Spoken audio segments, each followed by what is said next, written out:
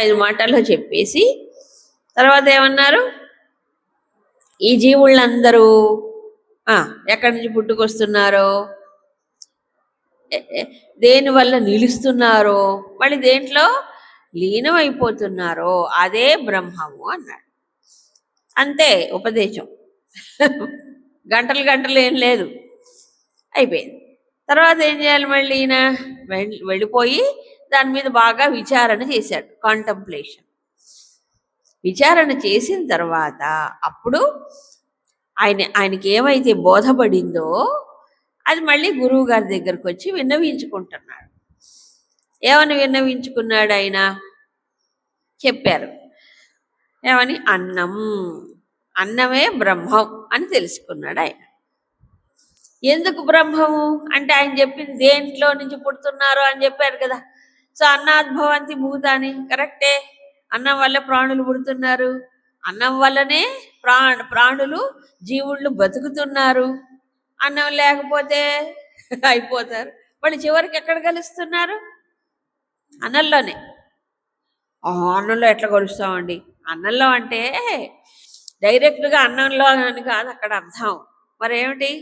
ఈ పంచభూతాత్మకమైనటువంటి శరీరం ఎక్కడ కలుస్తుంది? పంచభూతాల్లోనే. అంతే కదా. పంచభూతాలే ఏమైనా ఈ శరీరము ఏమిటంటారు, పంచీకరణము చెంది మళ్ళీ శరీరంలాగా సప్తధాతువులు ఏర్పడ్డాయి కదా.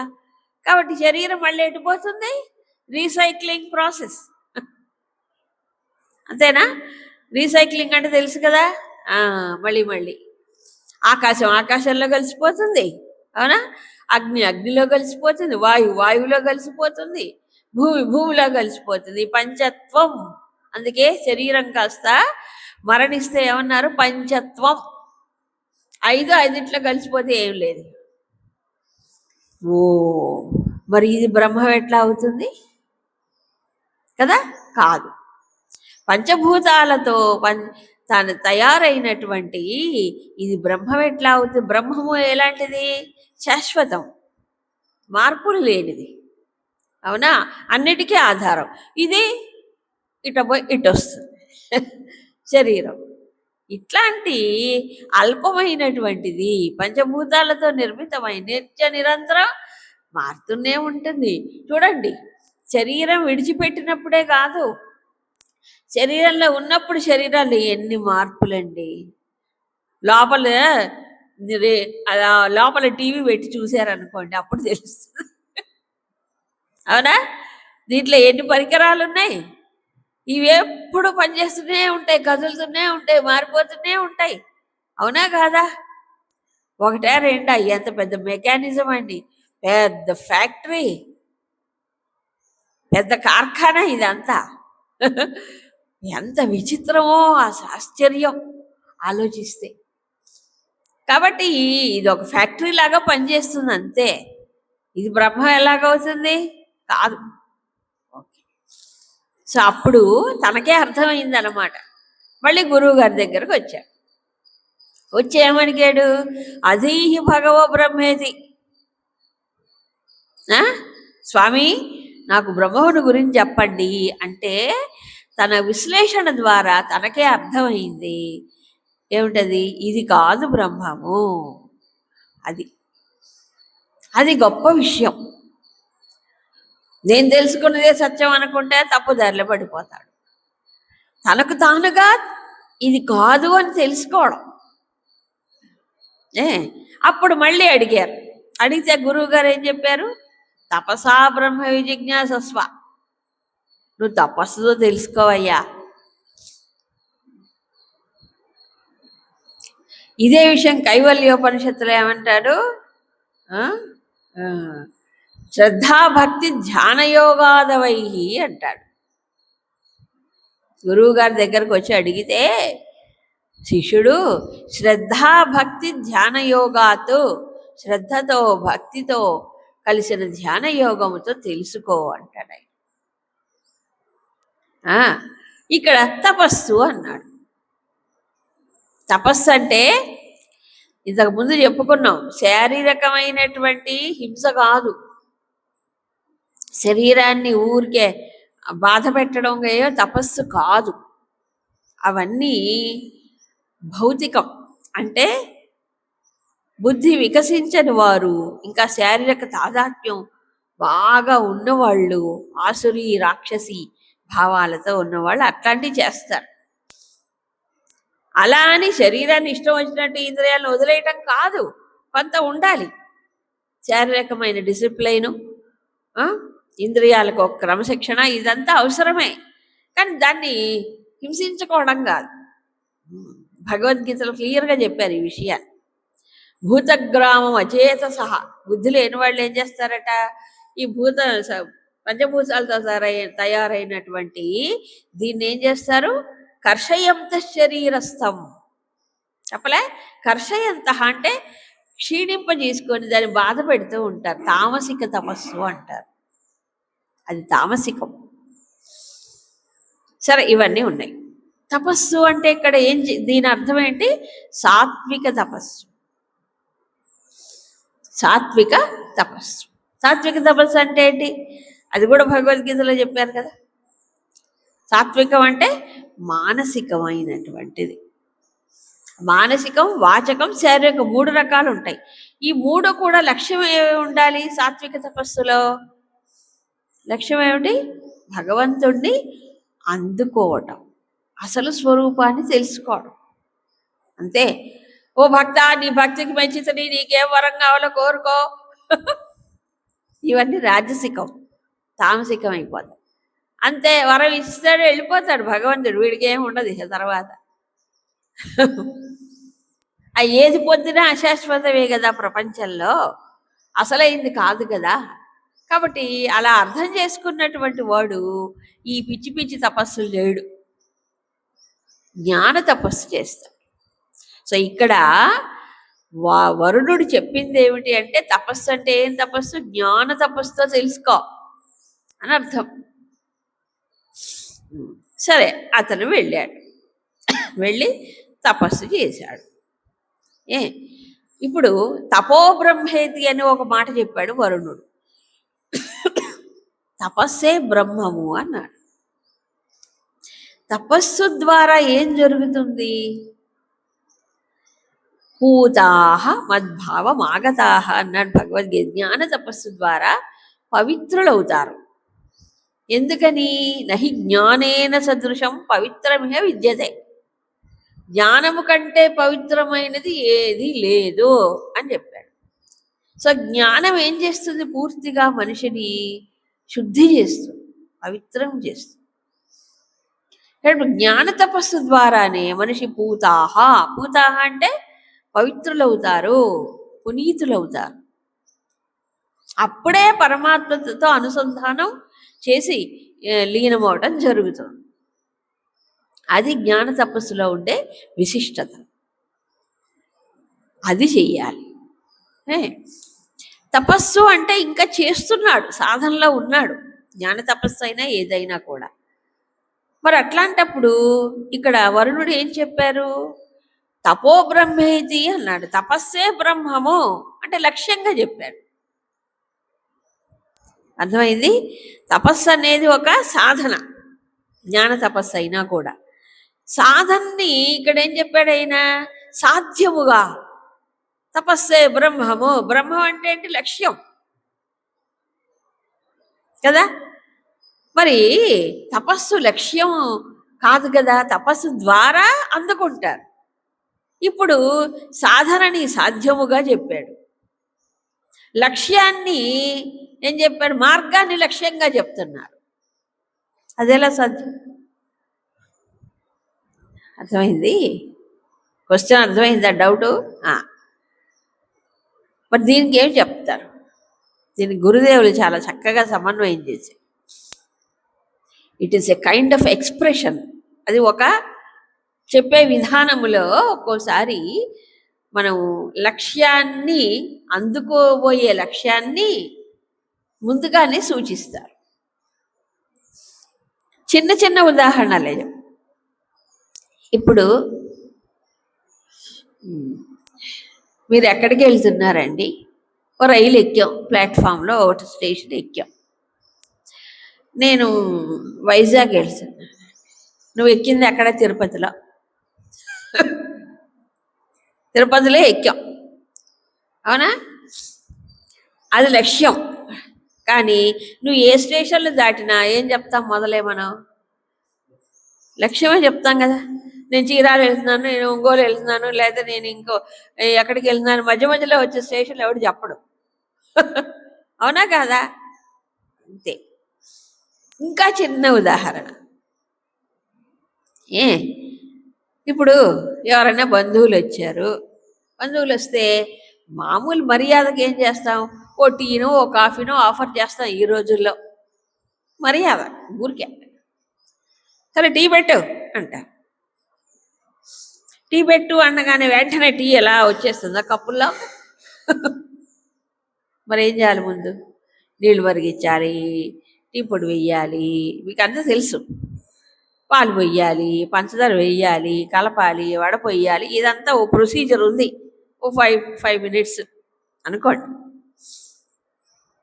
ఇంత జరుగుతూ ఉంటే ప్రక్రియ, మనం మొదట్లోనే ఏమంటున్నా? ఏం చేస్తున్నావు? టీ పెడుతున్నానండి అంటే. టీ పెడతావేంటి? నీళ్లు కదా కాస్తున్నావు. చూసావా? నీళ్లు కాచేటప్పుడు టీ తయారు చేస్తున్నాను అంటాం, అవునా? పొడి వేసి డికాషన్ మరుగుతున్నప్పుడు కూడా ఏమంటాం? టీ చేస్తున్నాననే అంటాం.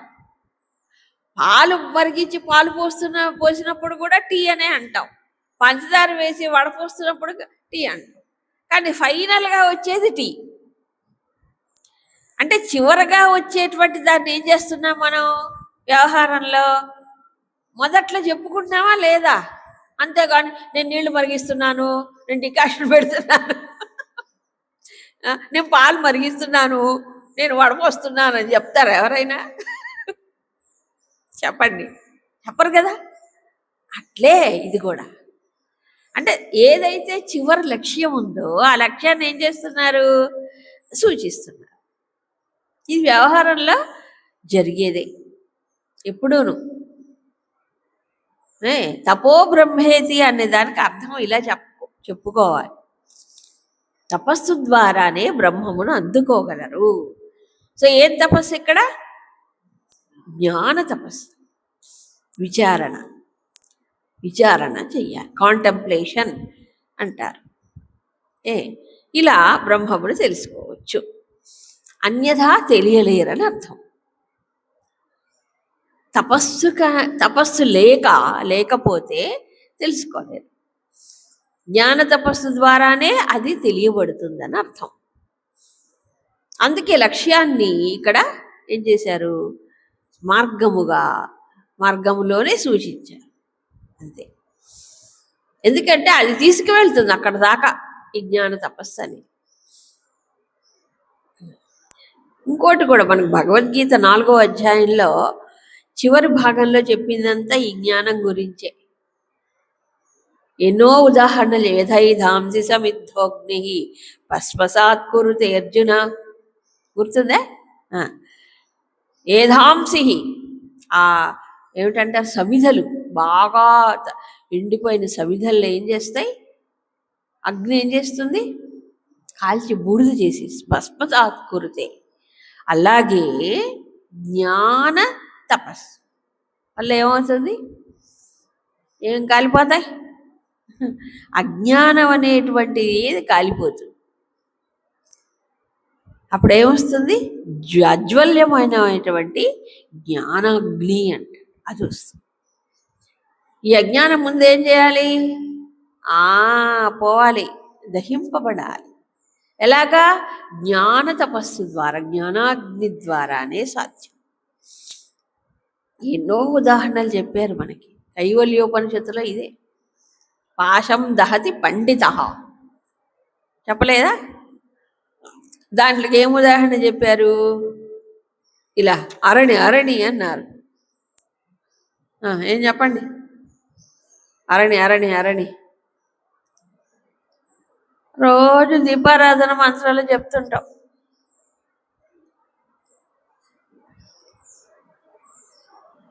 దీపారాధన మంత్రం ఉద్దీప్యస్వ కాదు.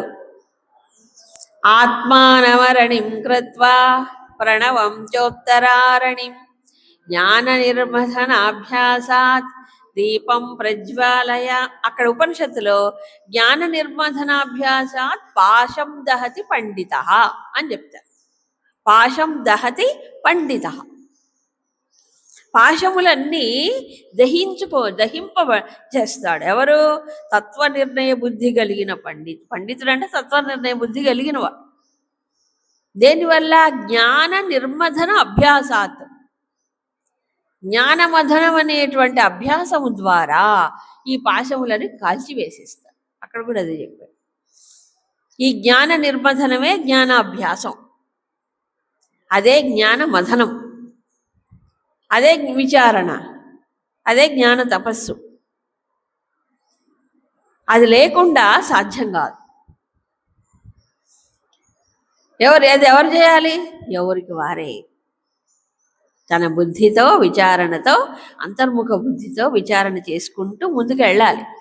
అయితే గురువు ఏం చేస్తారు? బయట నుంచి ఇది ఇది ఇది ఇది ఇలా ఉన్నా, ఈ దూరంలో ఉన్నా, ఇంకా చెయ్యాలి, ఇలా చెయ్యాలని ఆయన సూచిస్తారు. అంతే తప్ప లోపలికి వచ్చి ఈ తెర తీసేసి ఇదిగో ఆత్మ చూడు అని చెప్పరు. ఇదిగో ఆత్మ షేక్ హ్యాండ్ ఇవ్వు అని చెప్పరు. అది సాధ్యం కాదు. సరే, ఇప్పుడు వెళ్ళి మళ్ళీ తపస్సు చేసి తెలుసుకున్నాడు. ఏమని చూడండి. 3వ అనువాకం. ప్రాణో బ్రహ్మేతి వ్యజానాత్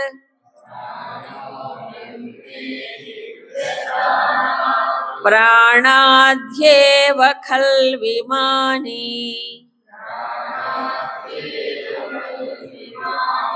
భూతాని జాయంతే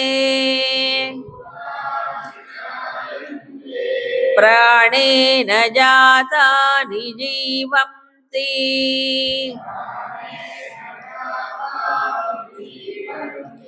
ప్రాణం ప్రయంత్యభిసంవిశంతీతి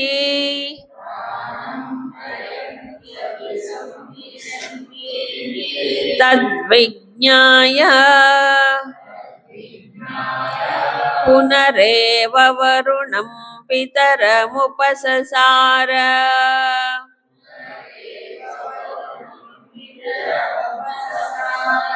అధీహి భగవో బ్రహ్మేతి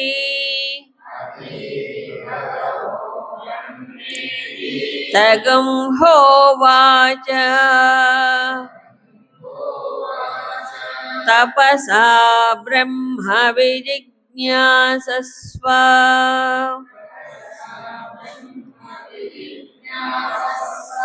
తపో బ్రహ్మేతి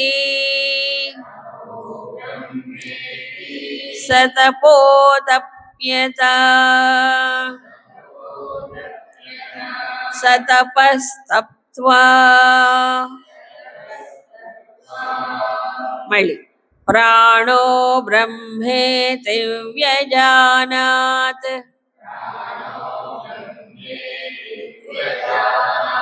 ప్రాణాధ్యేవ ఖల్విమాని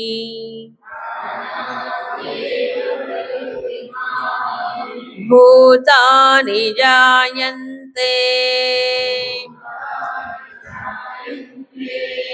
ప్రాణేన జాతాని జీవంతి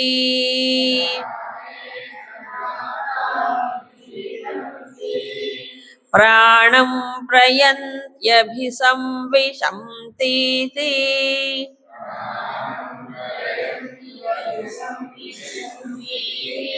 తద్విజ్ఞాయ పునరేవ వరుణం పితరముపససార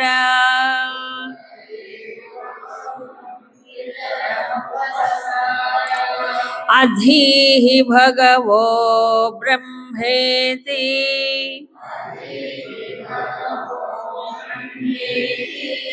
తపసా బ్రహ్మ విజిజ్ఞాసస్వ తగం హోవాచ తపసా బ్రహ్మ విజిజ్ఞాసస్వ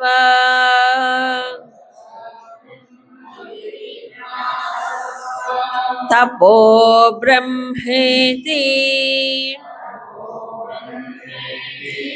సతపోతప్యత సతపస్తప్త్వా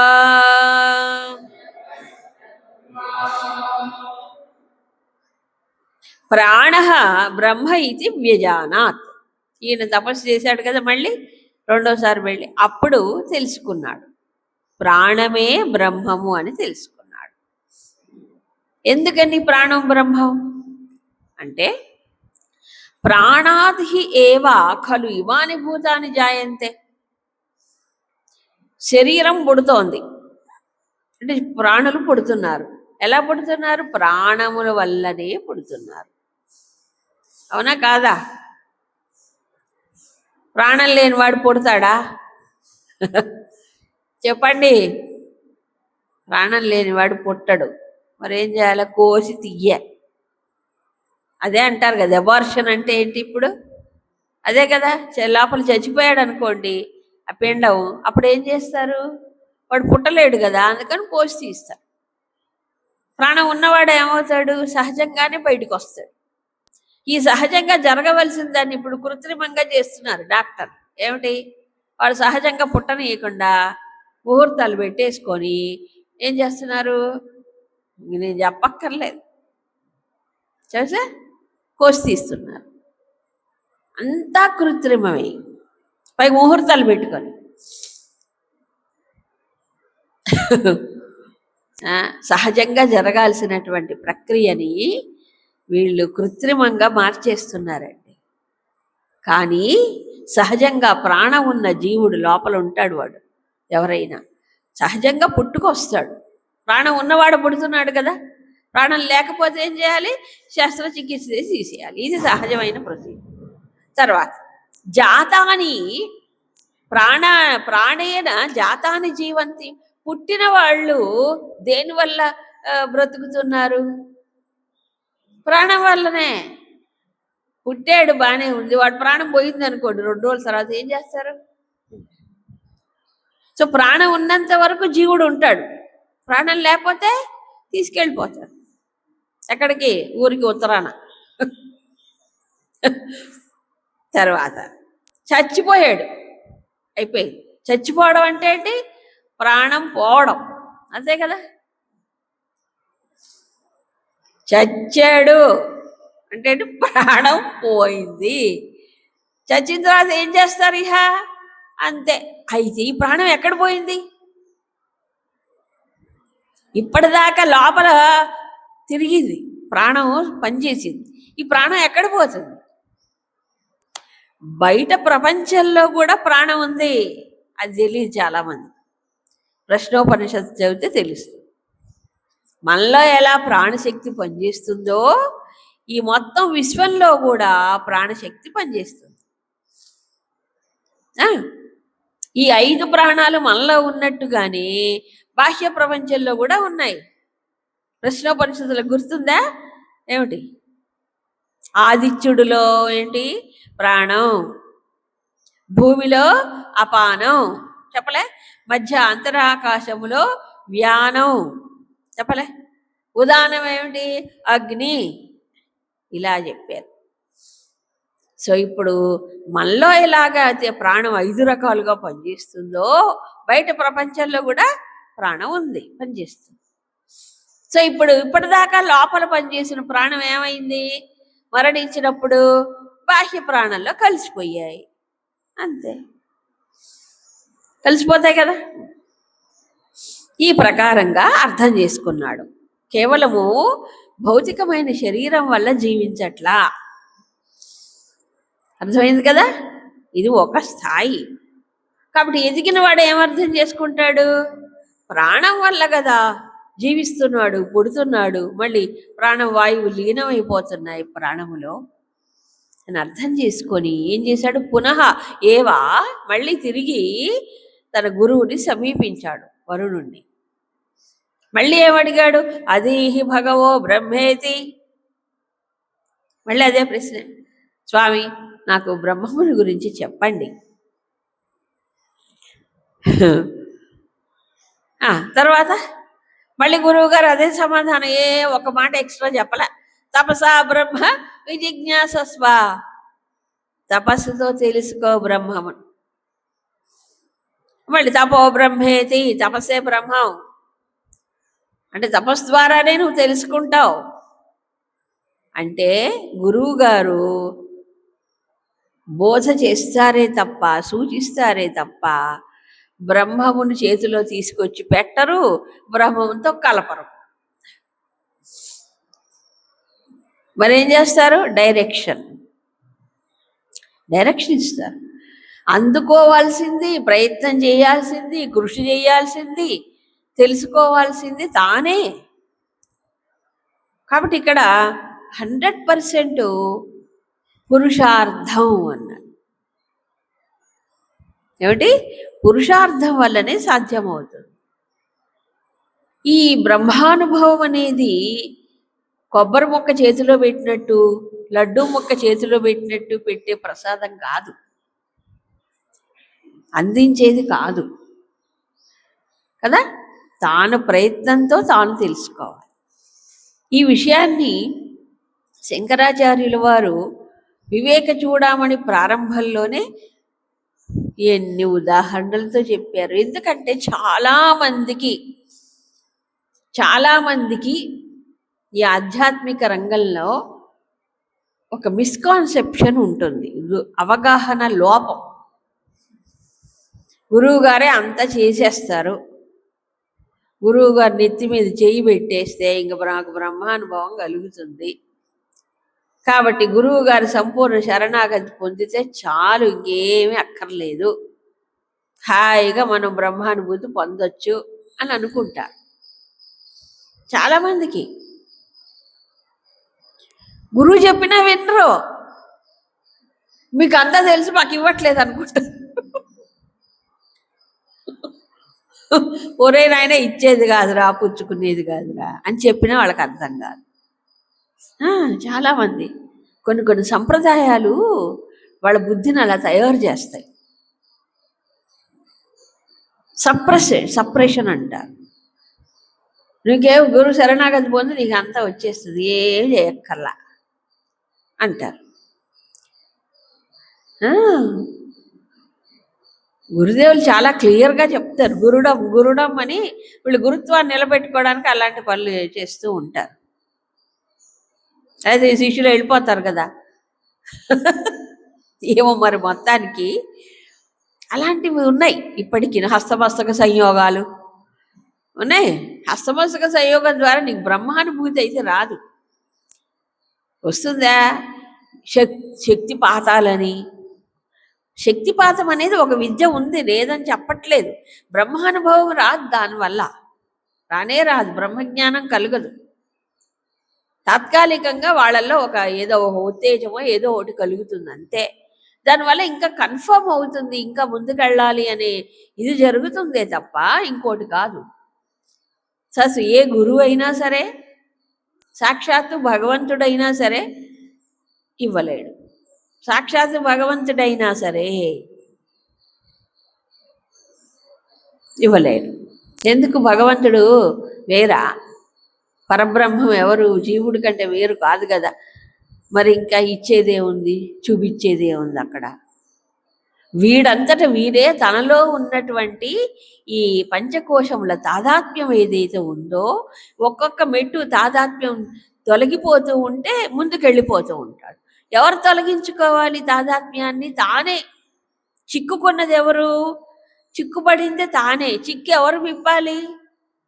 తానే విప్పుకోవాలి. ఇంకెవరు లోపలికి వచ్చి విప్పేది లేదండి ఇక్కడ. ఇంకా మాట్లాడాలంటే తన తాడు తానే తీర్చుకోవాలి. నీ తాడు తెగ అంటారు చూడండి, తెలుగులో తిడుతుంటారు. మంచిదే, మనకు బోల్డ్ తాళ్ళు ఉన్నాయి. ఏమిటి? తాదాత్మ్యాలు, ఆశలు, సంఘదోషాలు, ఇవన్నీ తాళ్లే. తనకు తాను ఈ తాళ్లతో బిగించుకుని,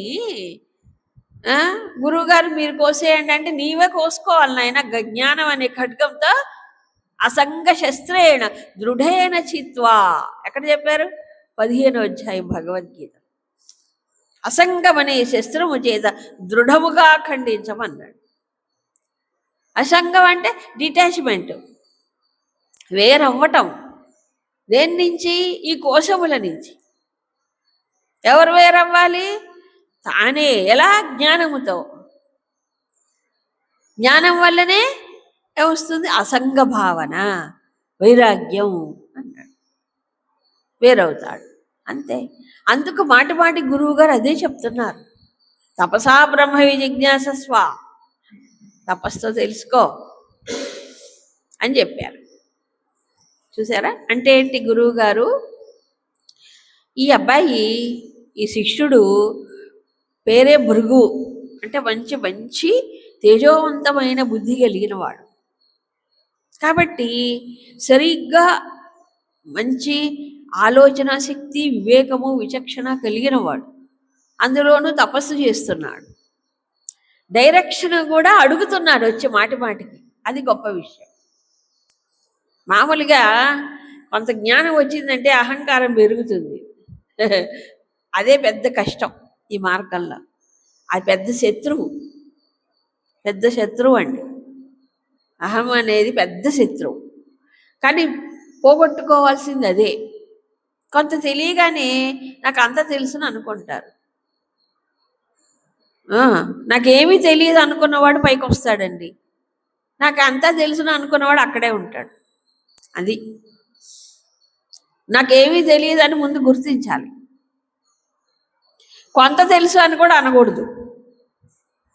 ఎందుకంటే ఎంత తెలుసు? ఏం తెలుసు? శాస్త్రంలో కొంత, శాస్త్రాన్ని కొంత బుర్రలో పెట్టుకున్నాం అంతే. అది కూడా ఈ మనస్సు డామినేట్ చేస్తే అది కూడా ఎగిరిపోతుంది. మనసు అల్లకల్లోలం అయినప్పుడు ఏమైంది? ఆ జ్ఞానం కూడా ఎగిరిపోతుంది, నిలవదు. అప్పుడు ఏం తెలుసు? అందుకని ఇక్కడ మళ్ళీ మళ్ళీ మళ్ళీ మళ్ళీ గురువుని సమీపించి తాను తెలుసుకున్నది సరి అయిందో కాదో అని ఏం చేస్తున్నాడు? మళ్ళీ ఒకసారి నిర్ధారణ చేసుకుంటున్నాడు. ఇది కావాలి, ఇది కావాలి. అందుకే ఈ ఉపనిషత్తు అంత గొప్పది. ఈ భృగువల్లి ఎవరి స్థాయిలో వాళ్ళు ఒక్కొక్క కోశంలో ఇరుక్కుపోయి అదే బ్రహ్మం అనుకుంటారు కదా. అందుకు ఇంకా ముందుకెళ్ళాలి, ఇంకా ముందుకెళ్ళాలి, ఇంకా ప్రయత్నం చేయి అని చెప్తున్నారు గురువు. సరే, ఇతను కూడా అదేంటో మీరు చెప్పొచ్చు కదా, నన్నే తపస్సు చేయమంటారేంటి అని అనలే. అవునా? ఇక నేనే తెలుసుకున్నట్టయితే మీరెందుకు? అవునా కదా? అలాగుంటారు. నేనే తపస్సు తెలుసుకునేటట్లయితే మీరెందుకు గురువు గారు అంటల్లా. అది మంచి గొప్ప విషయం. ఆ శ్రద్ధ కావాలి. ఎందుకంటే నీకు గురువు కనుక చెప్పకపోతే ఇది కాదు నాయన ఇంకా ముందుకెళ్ళు, ఇది కాదంటే అక్కడే ఉండిపోతున్నాడు కదా. ఇప్పుడు చాలామందికి జరిగేది అదే. ఇన్ని సిద్ధాంతాలు ఎందుకు పుట్టుకొచ్చాయి చెప్పండి? లేకపోతే ఎన్ని సిద్ధాంతాలు ఉన్నాయి, ఎందుకు పుట్టుకొచ్చాయి? ఎవడికి వాడు శోధన చేసి, పరిశోధన చేసి బుద్ధితో అక్కడికక్కడ ఆగిపోయి ఆ సిద్ధాంతాలన్నీ ప్రతిపాదించారు. లేవా? మరి ఇదంతా గురువు దగ్గరికి వెళ్ళకపోతే ఇలాగే జరుగుతుంది. అందుకే ఈ ఉపనిషత్తు చాలా ముఖ్యం. ఎక్కడికక్కడ ఆగిపోకుండా, నిలిచిపోకుండా ఇంకా ముందుకు వెళ్ళేటట్లుగా మనకి కనువిప్పు చేస్తుంది, కనువిప్పు కలిగిస్తుంది సాధకుడికి. సరే, ఇప్పుడు మళ్ళీ వెళ్ళాడు, మళ్ళీ అన్వేషణ చేశాడు, పరిశోధన చేశాడు.